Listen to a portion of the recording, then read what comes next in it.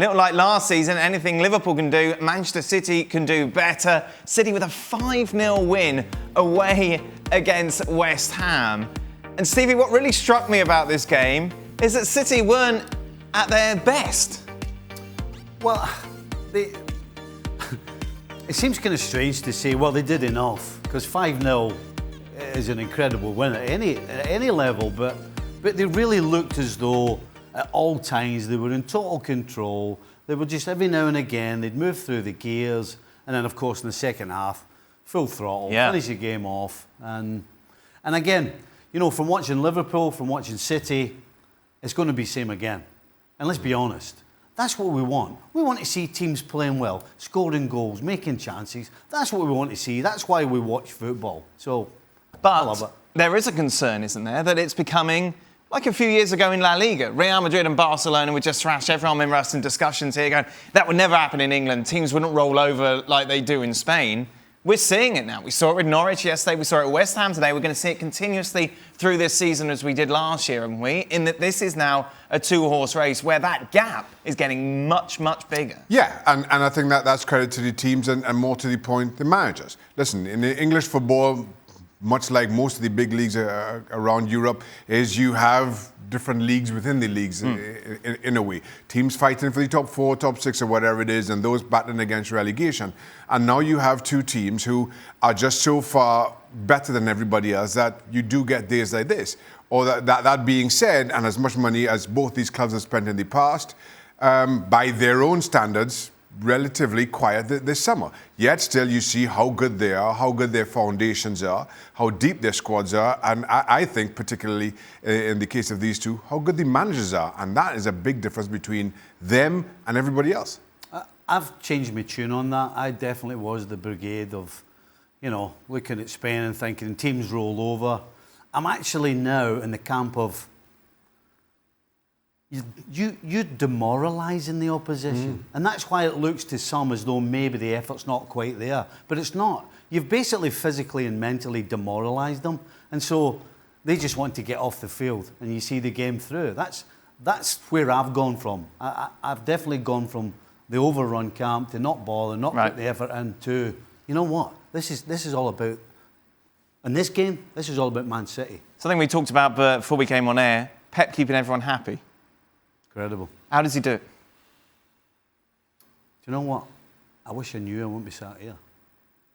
Because that's a real talent. That is a talent. Listen, what his teams produce on the field, he has got huge talent to get them to do that.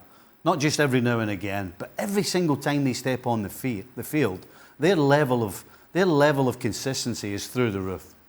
But to have people like Aguero sitting on the bench and smiling and quite happy to come on and get a goal now and again, knowing that he's not going to start every game. For you to be able to handle somebody of his quality, that they're happy now and again to be sat on the bench, is a whole other talent. I think the big test comes once the Champions League restarts, and especially when we get into the latter stages of that competition. Listen, Aguero is happy to sit out against West Ham and see Manchester City, run riot over them regardless, and all the changes. The test becomes tougher in keeping them happy when not only Champions League, you're playing against Liverpool or the Manchester Uniteds. Those are the games that the likes of Aguero and Bernardo Silva want to be involved in and wouldn't accept being on the bench so readily. This is the first weekend, of course, that VAR has been used in England because it's England. They've never seen VAR before and had no idea what to expect. Everyone went mad today, mad in this game between City and West Ham. Obviously, you had the goal ruled off because it was offside, which was offside. No, yeah. They actually ruled it offside because it was offside. How dare they? But it was such a small margin, Steve. Oh, see, that's the problem with VAR, How crazy is it that you're arguing about this? And the argument is that the margin was so small that you should let it go. Is that what you're arguing? Listen, VAR's there to put things that are wrong to get it right. Yeah. And so now you've got people complaining before VAR that it's important that we get these decisions right. Now the same people now That's far too close. You see, people who wanted it to be right are arguing it's too close. How's that work? I mean, the only logical explanation you can offer for what you've heard today is that it just shows how resistant to change we all are. Whether it's change for the better, whether it's change that makes the game better, that makes the referee's job a whole lot easier, as long as it's change, you're going to come in for some resistance. Because I sat there and had people say that VAR was taking away from their viewer experience. And I have not wanted to punch my TV that hard for quite some time. I mean, let's be honest, that's where we are. It takes longer to take a...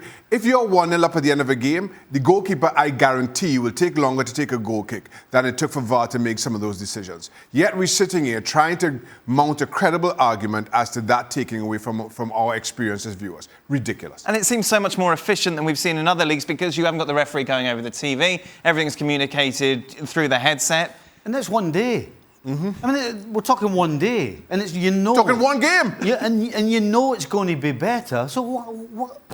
Listen, Some people are just never happy. We've had a full slate of games all weekend, and we're talking about one game where you had 2 or 3 really close decisions as though that has happened everywhere. And they were all right decisions. And they were all right. And they were all right. I like angry Shaka. You don't see that very often. No, I know. Shaka wanted to punch his TV screen and be very impressive.